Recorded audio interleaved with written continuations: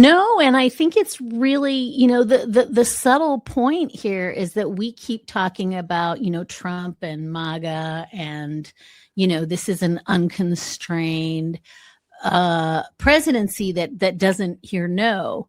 And I think you're exactly right to say the court is putting that on rocket fuel, right? And one other piece of this that's worth flagging, I mean, the court just absolutely recklessly overturns this case, Humphrey's executor. It's a case from the 1930s, by the way, about an FTC commissioner that was fired without cause.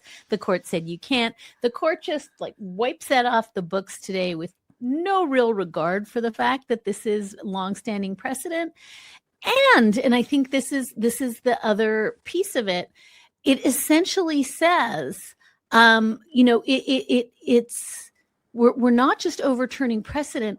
They already did this on the so-called shadow docket, right? This is the cases that don't get, with all sorts of fanfare and spectacle in the last 2 weeks of June. This gets decided, in the middle of the night in a couple.